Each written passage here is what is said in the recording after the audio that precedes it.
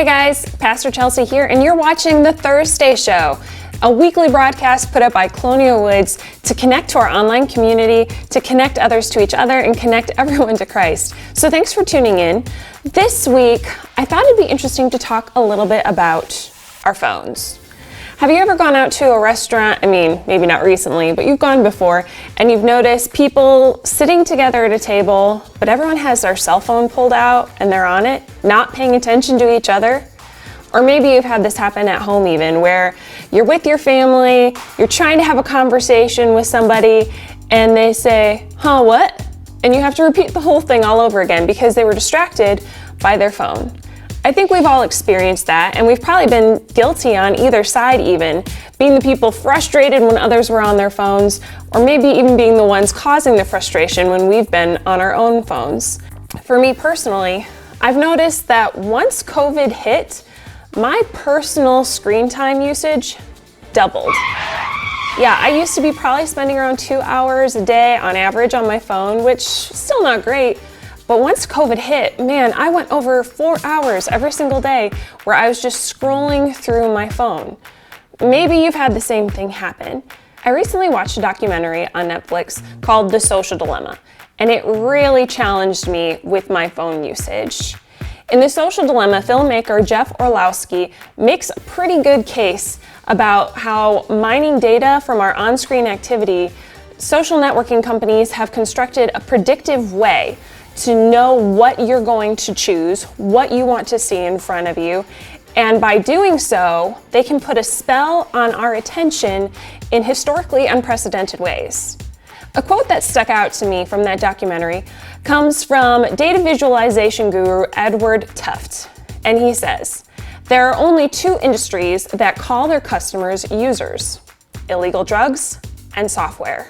So I think we'd all agree that there are some negative things that have happened to our society and our culture because of cell phones and because of screens.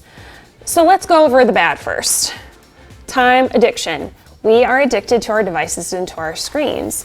Adults, teenagers, children alike, all of us are suffering from this. There have been some studies done specifically on even how teens use their phones. Teens ages 13 and up are said to have an average of 7 to 8 hours a day on their phone, according to a report done by ABC News.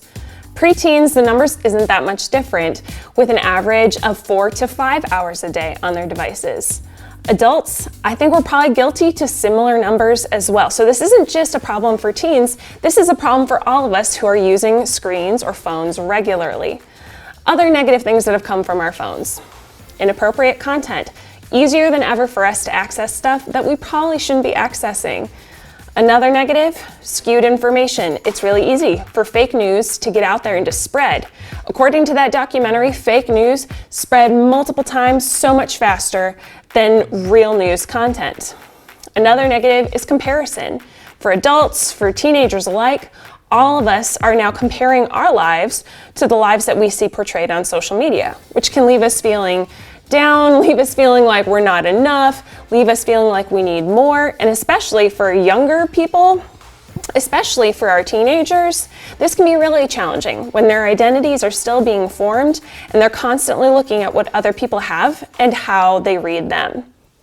Another thing that comes is dissatisfaction with life, really tied to the comparison one, but it leaves us wanting more stuff, wanting to consume more, wanting fancier things, wanting to decorate our house better, wanting a bigger house to decorate.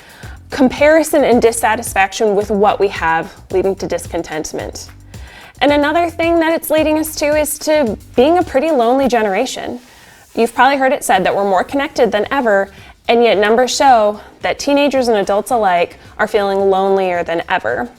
And not only is this affecting what's going on internally, our cell phone usage is affecting us externally too, leading to more car accidents that are related to cell phone use.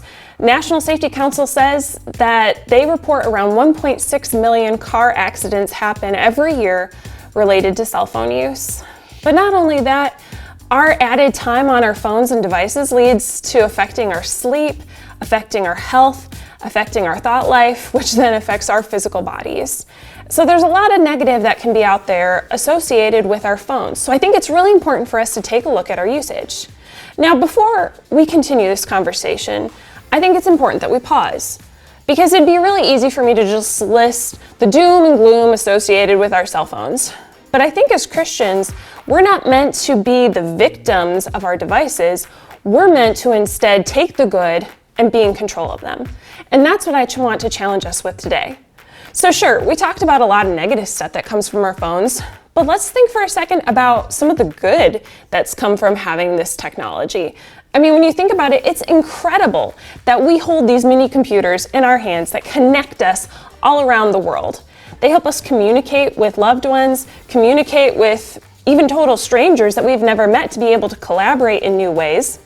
Our phones help us stay more organized than ever, using list apps and calendar apps and ways to stay on top of the information that's important to us. Our phones also tremendous help in cases of emergency, where we're able to call 911 as soon as an emergency occurs so that we can bring help to a situation and bring help and safety to people who need it. Our cell phones also allow us to travel safer. Using GPS, I get lost a lot less often thanks to my cell phone. It also allows us to capture memories. Think about photos and video that you're able to take instantly. You don't have to pull a camera out of the closet. You can have those memories preserved as soon as they're happening. Even for the Thursday show and many other great shows that are available online, this is being recorded on a cell phone. So how amazing is it that we can record content, share new ideas, challenge each other through a cell phone? It also provides new ways of learning information. Whether it's in the classroom, whether it's online learning, whether it's college education, we can use our phones in crazy ways to be able to educate ourselves further. It helps us research information, having the internet at our fingertips, and it helps us stay connected in a world that right now during this pandemic needs to stay connected. And so phones are able to bring about some incredible technology. So for us, the challenge as believers is to make sure that we're utilizing these tools for good rather than allowing us to be imprisoned by them. Scripture always speaks to what we're going through in life. And I want to share today with you from Ephesians 5, 8 through 19. In this whole passage, we're talking about how we as believers are meant to stick out in the world, how we're meant to look different than the world around us and not look exactly the same. Let me read to you from this passage, starting in verse 8. For you were once in darkness, but now you are the light of the Lord. Live as children of light, for the fruit of the light consists of all goodness, righteousness, and truth. And find out what pleases the Lord. Have nothing to do with the fruitless deeds of darkness, but rather expose them. It is shameful even to mention what the disobedient do in secret, but everything exposed by the light becomes visible, and everything that is illuminated becomes a light. That is why it is said, "Wake up, O sleeper, rise from the dead, and Christ will shine on you." Be very careful then how you live, not as unwise, but as wise, making the most of every opportunity because the days are evil. I love this passage because it challenges us as children of the Lord to live as the light, to be the light in a dark world. I think we can all agree that the world is kind of dark. It's been kind of a depressing and challenging year, but there is still good and there is still light in the world, even in the midst of that darkness. In fact, it's often the darkest places that need the light the most. And it's often the darkest places where you can see the light the most. And so we are called to be children of light. That means we're supposed to stick out. We're supposed to be different, even when it comes to how we use our phones. We're supposed to use our phones differently than the rest of the world does as well. And I love that passage in verse 14 where it says, "Wake up, sleeper, rise from the dead, and Christ will shine on you." Because guys, it's easy for us to fall asleep. You know, sometimes when it comes to our phones, sometimes when it comes to just going through life, going to church, we can kind of fall asleep and operate like zombies, going through the motions. But Jesus is calling us to wake up. The world desperately needs us to wake up and to be the light and to look differently. And then that leads us to verse 15 that says, "Be careful then how you live. Not as unwise, but as wise, making the most of every opportunity." Guys, when it comes to our phones, we need to be careful how we live. Not as unwise, but as wise. Unwise people, when it comes to using their phones, probably just mindlessly keep scrolling and scrolling and scrolling, and they allow the phone to be the electronic leash that they're tied to. But if we want to be wise with our phones, that means we need to be aware and intentional with how we choose to use them. And I really think that that's the answer that it comes down to with this issue: awareness and intentionality. We need to regulate ourselves. We need to show some self-control with how we use our phones. And so I wanted to give just a couple practical ways that maybe you could do that as you come away from this message. First of all, just be aware how much you're using your phone. Most phones and devices allow you to see screen time, so you can see how much you're using your phone every day. You can see where you're using it, maybe what are the apps that you're using it the most for.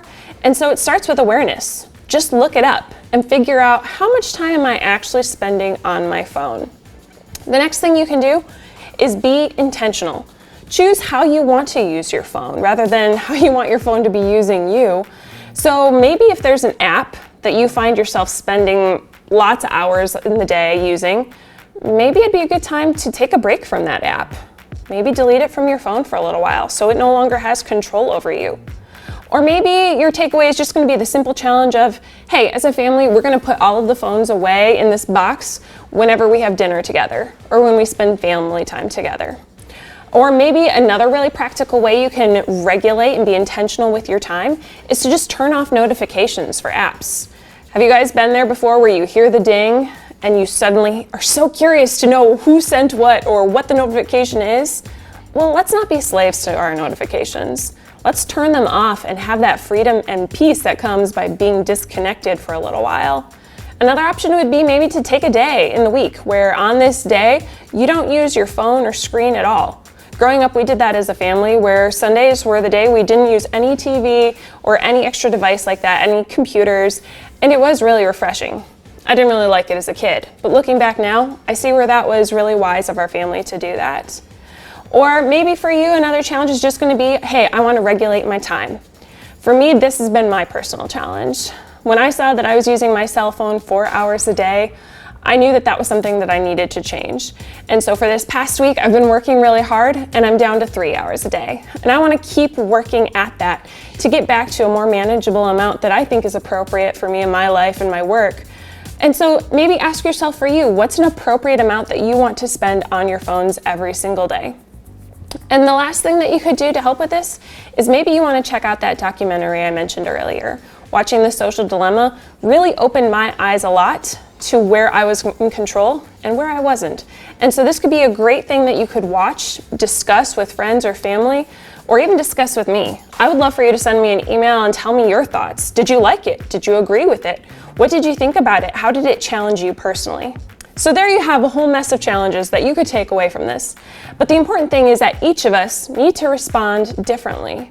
So how are you going to respond to this challenge? How are you going to practice awareness and intentionality when it comes to how you use your phone? I'd love for you to comment and just tell me, what's your takeaway? How do you want to challenge yourself this week? Maybe you want to monitor your screen time every day and bring it down an hour.